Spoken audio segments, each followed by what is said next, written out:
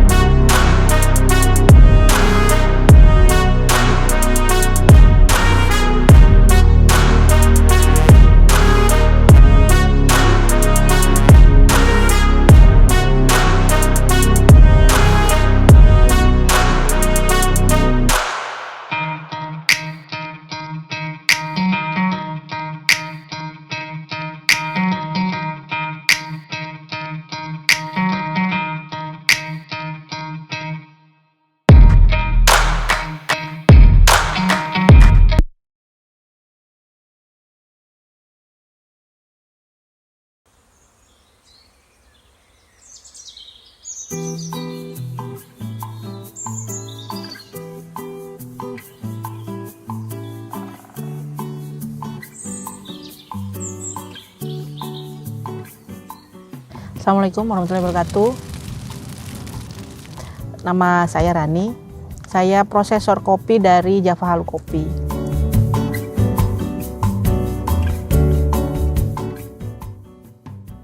Jadi di industri kopi itu ada beberapa bagian rantai nilai, ada petani di budidayanya, terus ada prosesor, dia memproses pasca panen. Nah, saya prosesor kopi itu. Lalu ada cafe owner, juga ada eksporter atau brewers.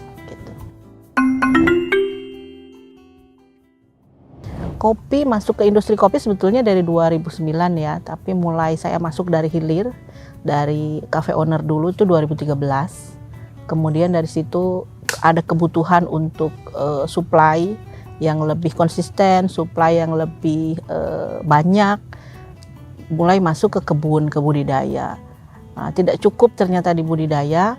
Untuk supaya kita mendapatkan result hasil dari kopi green bean yang akan kita proses di kafe nanti itu, kita juga harus mendalami di proses pasca panennya. Setelah mencoba 3 titik industri kopi itu, saya memposisikan diri sekarang fokus di prosesor pasca panennya.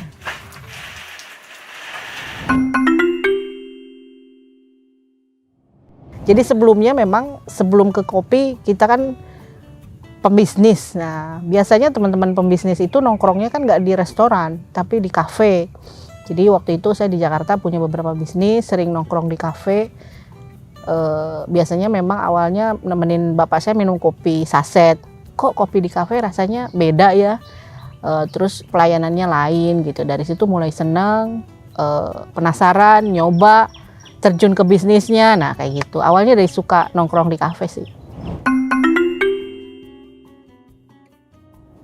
Awalnya karena memang kebutuhan tadi kalau saya cerita dari hilir ke hulu, kemudian ketika kita melakukan dari hulu ke hilir juga ternyata sama, bahwa kita harus belajar lebih dalam mengenai materi-materi yang ada di kelas-kelas tersebut, karena tujuannya kenapa ada Q-nya itu adalah untuk kontrol kualitas gitu.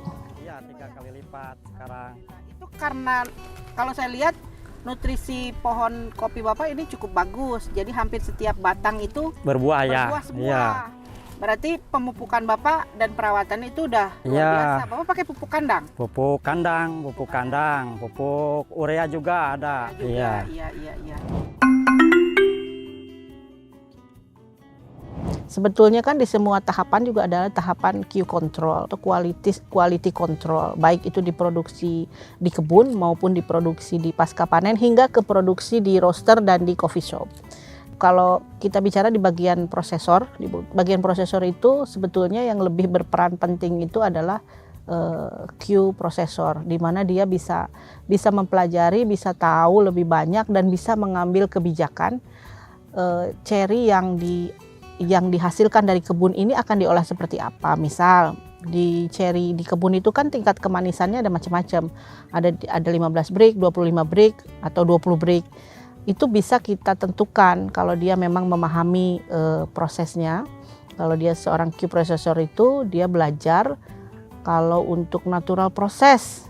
Oh, yang bricknya berapa nih?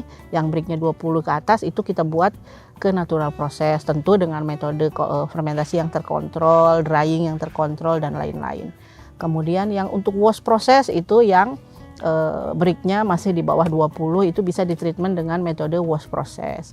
Nah, untuk knowledge class Q grader itu diperlukan dikontrol setelah green bean-nya itu jadi.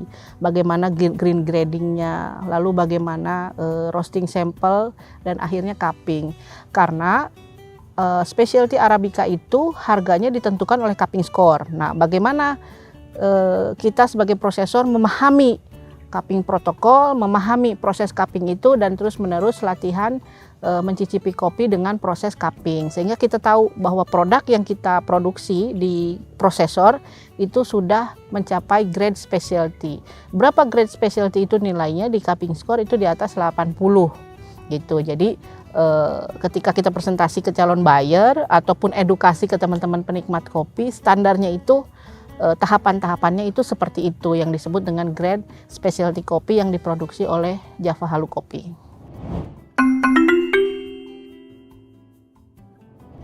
Kalau Java Halu Kopi itu kan sebenarnya ini adalah satu perusahaan ya yang dia mengolah hasil panen kopi yang traceability-nya jelas. Traceability itu lacak baliknya jelas. Kopinya varietas apa, ditanam di ketinggian berapa, di gunung apa, lalu diproses oleh seorang prosesor yang lacak balik di prosesnya pun jelas, di mana dia memproses kopinya itu dengan metode natural kah, honey kah, atau wash kah, kemudian proses sortingnya seperti apa.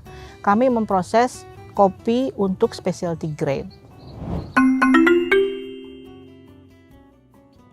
Ya, kopi berkelanjutan itu atau sustainable coffee farming itu proses industri kopi yang mempertimbangkan baiknya kelangsungan kehidupan di lingkungan, di sosial maupun di budaya. Jadi bagaimana di budidaya kopi, di proses pasca panen kopi itu mempertimbangkan hal-hal atau kaidah-kaidah tersebut. Contoh kalau kita bicara di prosesor, kami memproses kopi dari kebun itu dengan proses eco-friendly, dengan menggunakan air yang sedikit, energi yang sedikit. Contoh air bersih yang stok air bersih di ketinggian itu sebenarnya hanya 15-20%. Ketika kita menggunakannya tidak dengan bijak, posisi kita kan di gunung nih memproses. Bagaimana air bersih itu bisa sampai ke perkotaan, itu dari air saja. Karena untuk satu cangkir kopi yang kita nikmati itu membutuhkan 140 liter air, mulai dari penanaman hingga penyeduhan. Itu dari air, belum lagi dari energi, belum lagi dari limbah kulit kopi itu. Kalau kita tidak treatment dengan sistem berkelanjutan untuk proses pasca panennya, itu bisa menjadi penyumbang gas metan yang tinggi. Karena kita ini kan tahun ke tahun suhu bumi kita meningkat ya. Kita sudah di warning, kita sudah merasakan dampaknya global warming. Bandung yang tadinya dingin sekarang sudah panasnya sudah hampir seperti Jakarta kecuali di Gunung Halu.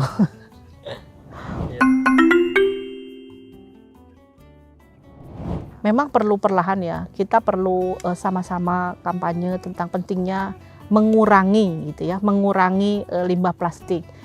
Bagaimana memilih cup buat ais itu yang plastik PET memang lebih mahal, tetapi plastik PET kan bisa didaur ulang menjadi produk-produk yang lain. Atau juga menggunakan paper cup. Paper cup juga bisa untuk minuman dingin. Itu salah satu solusinya. Atau coffee shop menggunakan gelas yang bisa dicuci berulang-ulang. Nah, itu bisa menjadi salah satu sumbangsih kita untuk bumi. Ada, jadi kami menggunakan mesin-mesin pengolahan pasca panen yang memiliki teknologi tinggi, di mana untuk satu ton ceri hanya menghabiskan air sekitar 100 liter. Jadi dari penggunaan SDM juga tidak terlalu banyak, air tidak terlalu banyak, dan energinya sangat hemat. Ada, memang ketika kita perkebunan maupun proses pasca panen itu melibatkan teknologi yang benar gitu ya, itu benar-benar menyumbang banyak hal, efisiensi waktu, efisiensi tenaga, energi, air maupun energi, dan juga hasilnya yang lebih maksimal. Ya, pendekatannya memang dilakukan beberapa waktu sebelumnya. Misalkan kita sudah ada perencanaan ke arah sana, setahun sebelumnya itu kita sudah ada pendekatan, sosialisasi, kita masuk, kita berbaur dengan mereka. Dan yang utama adalah kita beri contoh. Nanti mereka melihat dari contoh itu hasil akhirnya seperti apa, baru mereka bisa bergabung. Itu yang saya lakukan pertama, pendekatan dengan petani itu seperti itu.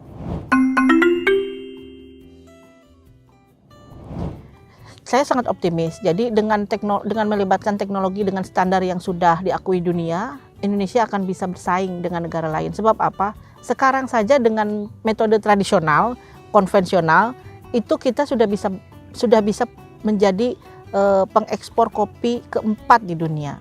Nah, apalagi kalau dengan dukungan pemerintah, dengan dukungan pencinta kopi, membantu petani untuk lebih dekat, lebih mengenal, dan lebih bisa menikmati teknologi dalam mereka mengelola usahanya, baik di kebun maupun di pasca panen. Hasil komoditi kopi kita akan lebih berkualitas dan kita akan bisa bersaing dengan Kolombia maupun Brazil. Mereka pemegang peringkat pertama dan kedua untuk kopi di dunia. Ya, jadi kita tetap terus berkampanye, memperkenalkan, karena pemerintah perlu kenal lebih dekat dengan warganya, dengan masyarakatnya, petaninya, ada prosesornya, agar pemerintah bisa mensupport kita tepat sasaran. Tepat sasaran itu bukan berarti disamaratakan, karena tentu kebutuhan Java Halu dengan kebutuhan prosesor lain pasti berbeda. Komunikasi tetap kita lakukan, dan insya Allah mudah-mudahan pemerintah sudah bisa lebih real membantu kami di lapangan dengan teknologi yang betul-betul kami butuhkan ya.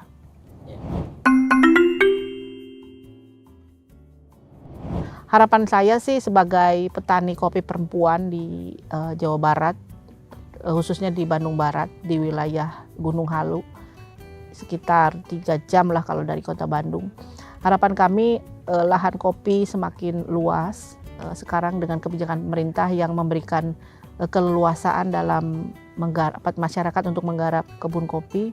Kemudian edukasi itu nyampe ke akar rumputnya petani, karena garda terdepannya itu mereka, untuk menjaga bumi kita tetap baik, untuk menjaga keberlangsungan produksi di hulu itu tetap konsisten, karena ada kekhawatiran 10-15 tahun ke depan demand kopi di dunia meningkat, tetapi produksi di hulu itu menurun. Selain tadi global warming, kemudian juga kurangnya edukasi, kemudian kurangnya pengetahuan teknologi, dan kurangnya minat anak muda.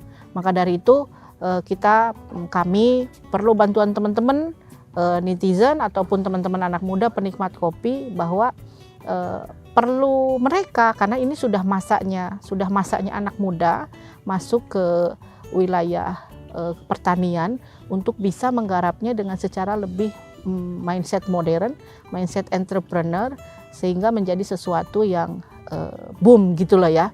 Karena kami yang milenial ke arah kolonial ini sudah waktunya untuk bisa mentransfer semuanya ke anak muda, dan anak muda yang pegang peranan.